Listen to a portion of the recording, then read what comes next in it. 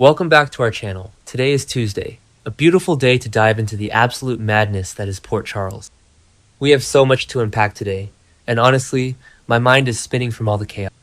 Grab your favorite snack, get comfortable, and let's get right into the thick of it because you are not going to believe what just went down on our screen. Oh my god. I'm screaming.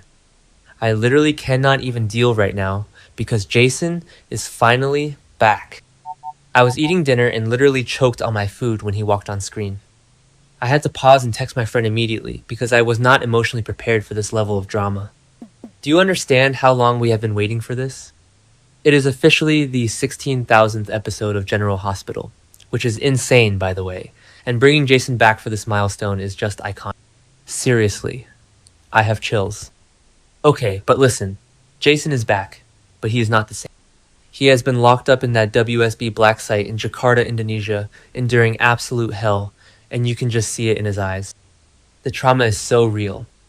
I mean, remember he took the fall for Rocco Falconeri, shooting Ross Cullum? He sacrificed his own freedom for Dante and Lulu's kid, and now he is finally free thanks to Jocelyn's wild deal with Z, the head of the WSB. But I'm calling it now, this is going to end badly for his dynamic with Sonny and Danny. Danny has been losing his mind trying to clear Jason's name, even wanting to join the mob to fight the WSB, and now Jason is back and probably wants peace? Wild. Absolutely unhinged.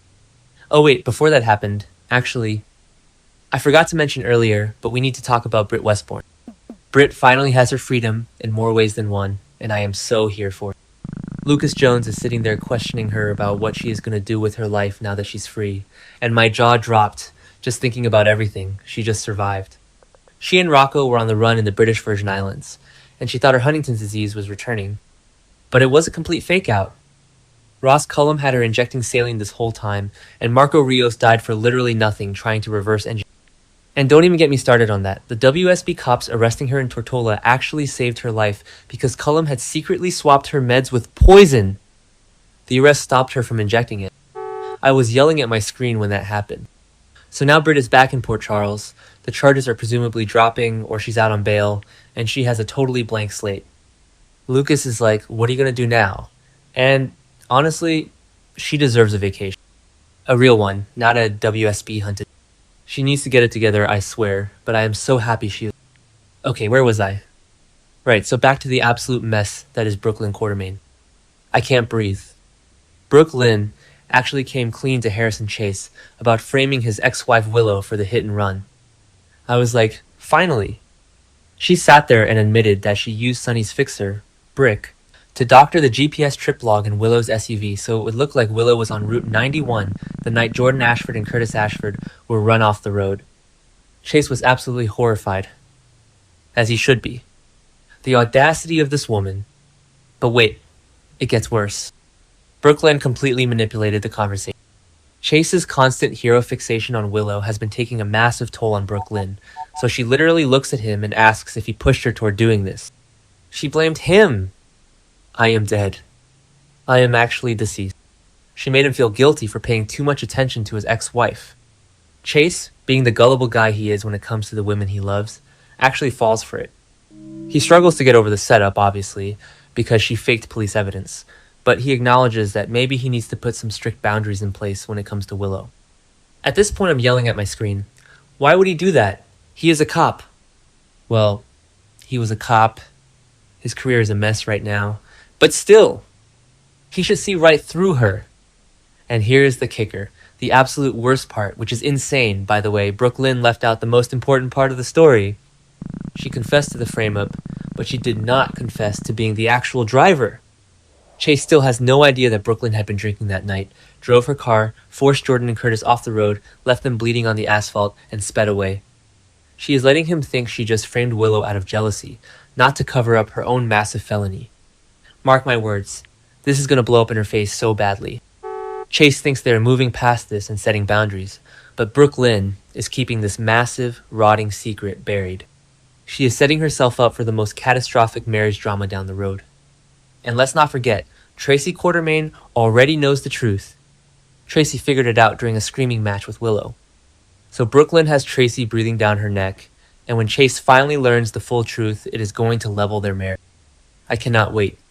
Speaking of Tracy, oh my god, the hospital board drama is giving me life. So Elizabeth Baldwin is at GH, and she is just gushing over the new pick to fill the 16th seat on the hospital board. Liz thinks it is a brilliant choice. She is so happy. But Tracy Quartermain is absolutely livid. Like steam coming out of her ears, livid. And who is the new board member? Congresswoman Willow Kane. I literally choked. Congresswoman Willow Kane? The woman who shot her husband Drew twice? The woman who is currently secretly dosing Drew with a paralytic drug to keep him trapped in a fake locked-in syndrome? That Willow Kane is now sitting on the board of General Hospital? The irony is actually too much for me to handle. Tracy hates Willow with a burning passion, especially after Willow faked being pushed into the lake by Tracy, which got Tracy arrested by Chase! So Tracy having to sit in board meetings with Willow is going to be premium television. I am so ready for the snark. Wait, did I already say that? Whatever. Anyway, let's pivot to Carly, because she is in the middle of her own unhinged mess. Jack Brennan crosses paths with Carly at the hospital, and he is totally playing mind games with her. Brennan looks at her and warns her that something is always a mistake. He is totally trying to plant seeds of doubt about Carly's secret romance with Valentine Cassadine. He basically suggests that it is a massive mistake for Carly to think Valentine would ever choose her over Anna Devane. I mean, Brennan is so manipulative. This is the same guy who faked a stroke and pretended to be locked in at Turning Woods just to avoid prison, while Nina and Willow were secretly withholding his paralytic doses so he could recover faster. He is a master manipulator. But honestly, is he wrong? Carly has been hiding Valentine in her attic for months, committing literal treason, fighting with Lulu about it, and risking everything. Valentine and Anna have so much history. Brennan gets right in Carly's head, and you can see her stressing out about it. She is already dealing with Jocelyn refusing to quit the WSB, and now she has to worry about Valentine's lingering feelings for Anna. Carly cannot catch a break. And speaking of Anna and Valentine, okay, so Anna finally catches up with Valentine, and she is totally caught off guard. Valentine drops some information, and Anna is just stunned. In the preview video, she literally looks at him and says, "How the hell do you know that?" My jaw dropped. Because we know Valentine has been communicating with Jocelyn. Jocelyn sent Valentine with a specific message for Anna, which means Jocelyn is pulling strings from her hospital. Jocelyn is literally a WSB agent now. She struck that massive deal with Z to get Jason and Valentine pardoned, and now she is using Valentine as her messenger boy to get to Anna. It is so wild. I love Agent Jocelyn. She is so ruthless. But I am also so worried about Anna. Anna is out here trying to have coherent conversations, but she is still suffering from severe trauma from being held captive at Windermere by Cullum and Sidwell for 9 months. She was gaslit, drugged, and now she is having these terrifying hallucinations of Peter August. Like Peter August is dead. Felicia killed him with a tire iron years ago. But Anna keeps seeing him, and he is giving her terrible, dark advice. So Anna is trying to process Valentine's message from Jocelyn, but she might literally be hallucinating Peter in the corner of the room while it happens. The poor woman's mental health is completely fractured, and I am so scared she is going to do something deadly because she can't tell what is real anymore. It is so dramatic, I can't even... Oh, and I almost forgot to mention earlier, but amidst all this chaos, we get a brand new face in Port Charles. Dean Geyer is officially making his debut as Dr. Tristan Roberts on Monday's milestone episode. We love a new doctor at GH. I am already predicting he is going to get tangled up in the Willow and Drew medical fraud mess, or maybe he will be the one to finally figure out that Jack Brennan faked his stroke.